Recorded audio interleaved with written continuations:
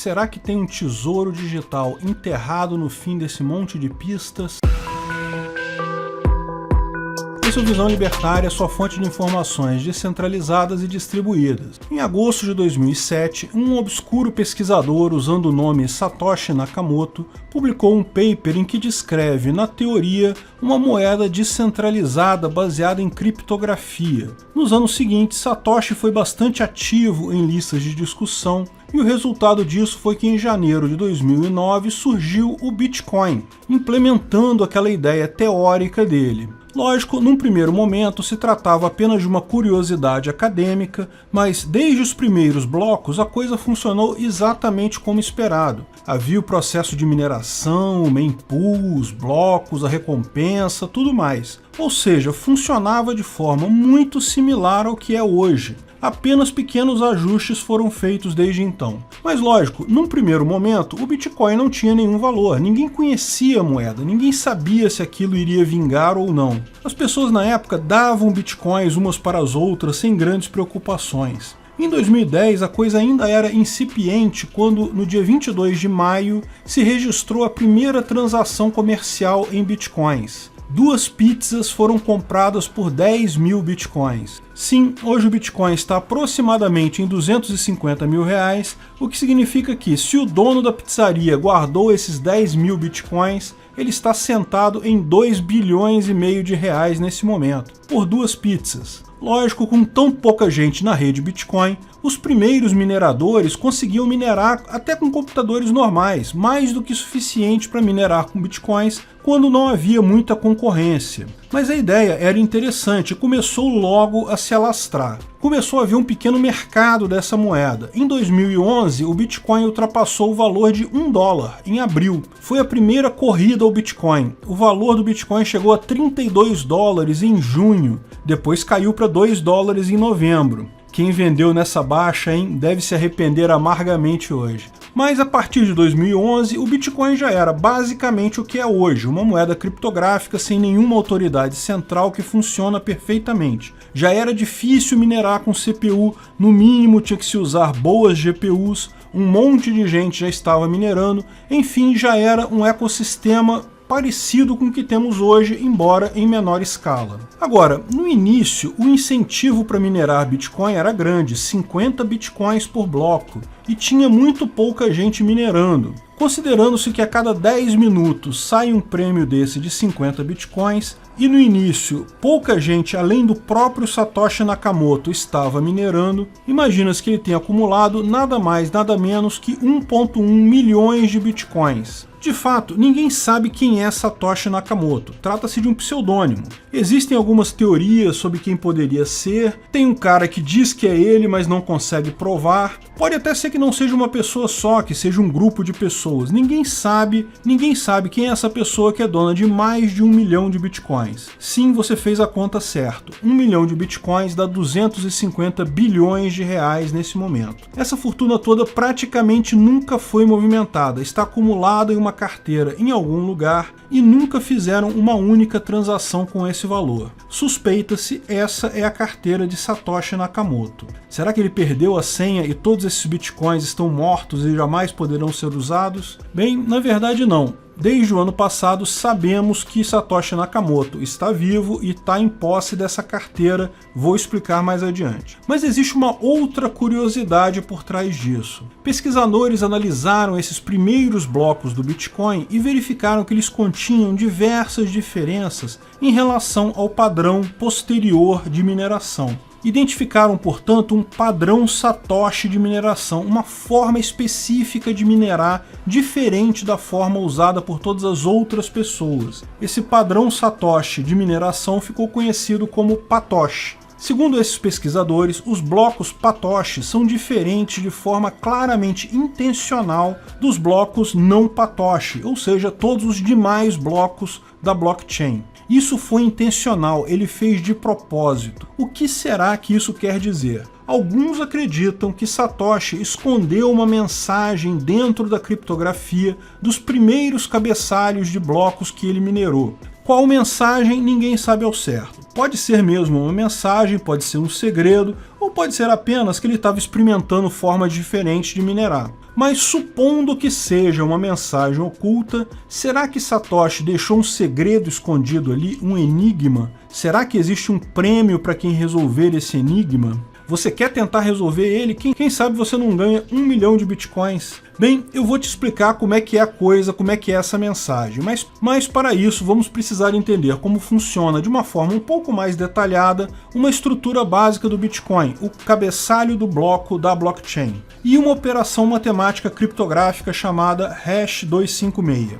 Eu já expliquei em outros vídeos que o processo de mineração do Bitcoin consiste em uma espécie de concurso que acontece a cada 10 minutos. A primeira pessoa que conseguir resolver uma charada bastante complexa nesses 10 minutos ganha a oportunidade de ordenar as transações que estão pendentes no Bitcoin, colocá-las em ordem e formar um novo bloco dentro do blockchain. E, de prêmio, ela recebe por esse trabalho um valor em bitcoins. Hoje essa recompensa é de 6,25 bitcoin. Essa charada é justamente a montagem do bloco com as transações correntes, cujo hash 256 do conjunto inteiro do cabeçalho contenha um número de zeros no início.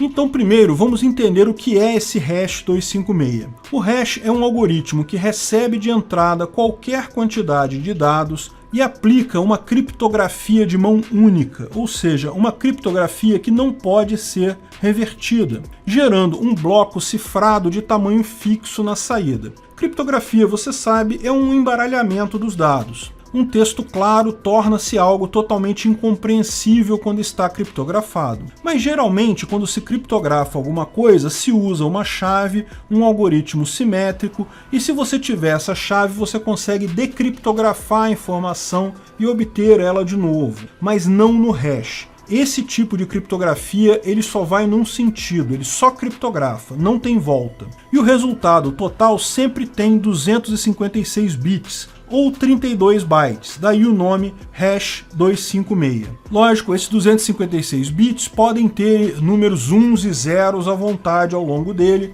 A charada que o minerador precisa resolver é montar um cabeçalho de um bloco cujo hash 256 tenha determinados números 0 no início. O cabeçalho do bloco contém 4 bytes para a versão e característica do bloco, estamos, por exemplo, na versão 4 nesse momento, 32 bytes do hash do bloco anterior. Chama-se blockchain justamente porque cada bloco contém o hash do bloco anterior. 32 bytes do chamado Merkle root. Bom, para explicar o que é o Merkle root em detalhes seria complicado, mas entenda de forma simplificada que é o hash 256 de todas as transações que estão naquele bloco já na ordem que o minerador decidiu ordená-las. Lembra que o grande objetivo da mineração é ordenar as transações. Isso é o mais importante de tudo, e isso é definido justamente pelo Merkle root, que é um número de 32 bytes. Depois vem 4 bytes para o timestamp, que é a hora que o minerador começou a testar o hash.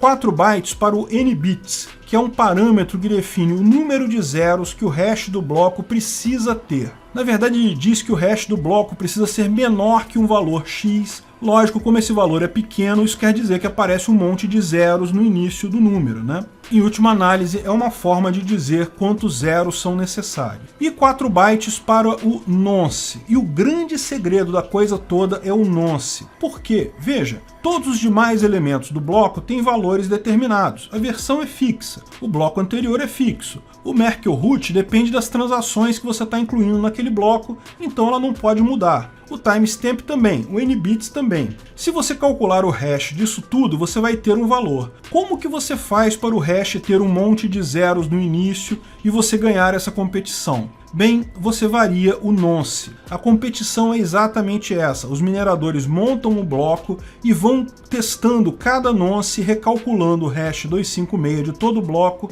até chegar no valor do nonce, cujo hash total do bloco tenha tantos zeros no início, e aí essa pessoa ganhou o prêmio. Ela é o minerador, aquele bloco está ordenado, ele é colocado na blockchain e o minerador ganha os 6,25 bitcoins de recompensa para aquela mineração. Uma das teorias diz que é justamente no nonce, nos primeiros bytes, que Satoshi pode ter escondido essa mensagem. Veja, no início a dificuldade era muito baixa. Você só precisava ter alguns poucos zeros no início do hash para ser um bloco válido. Então era muito fácil achar um bloco válido com hash abaixo do valor esperado, porque haviam poucos mineradores testando. Tipicamente você poderia começar com um valor baixo do nonce e ir subindo até chegar no hash esperado. Então muitos blocos têm valores baixinhos no nonce, mas não todos. Veja, com dificuldade baixa pode ter mais de um nonce que chegue no mesmo valor de hash aceitável. Então, ao invés de começar a contar do zero, você pode começar a contar, sei lá, de 1000, 10.000, 50.000. A questão é, existe um padrão de valores mais altos no nonce do que o esperado nos primeiros blocos,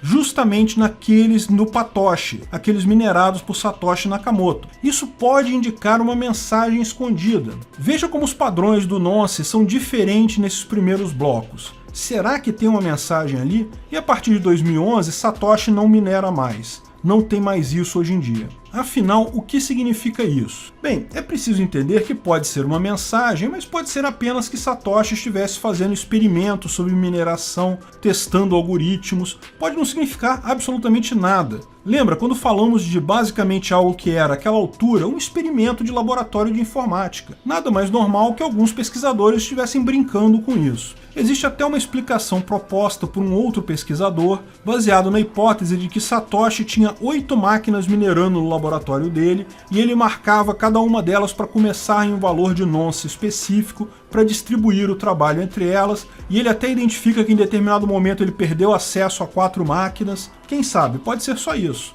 Existem outras teorias também que dizem que a mensagem não está no campo nonce, está no campo timestamp, porque esse campo em tese deve representar o tempo em que o minerador começou a buscar o hash para o bloco. Mas então, como ele tem 10 minutos para isso, esse valor pode variar. Ele não pode variar muito, mas pode variar um pouco. Por isso, se você observar os blocos mais recentes, quase todos começam o teste do hash muito no início, poucos segundos após o fechamento do bloco anterior. Quase todos, portanto, têm valores muito estreitos para o delta timestamp, ou seja, o tempo entre o limite para minerar o novo bloco e o timestamp em que o bloco começou de fato a ser minerado. Os blocos Patoshi têm um timestamp curiosamente diferente. De novo, isso pode significar uma mensagem ou pode significar nada demais, que o Satoshi estava brincando com isso, experimentando várias coisas diferentes na hora de minerar lá no laboratório dele. O fato é que hoje se sabe que Satoshi está vivo sim e possui controle sobre sua carteira.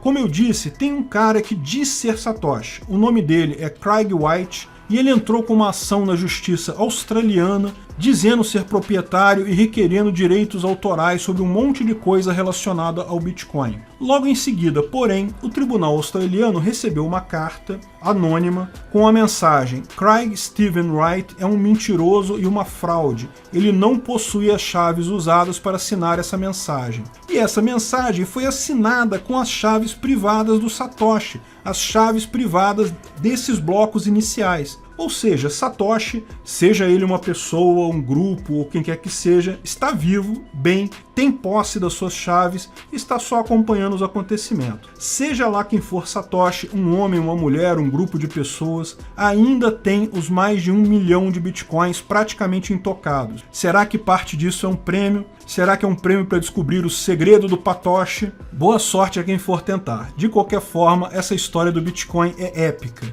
Isso um dia vai dar um filme de primeira qualidade.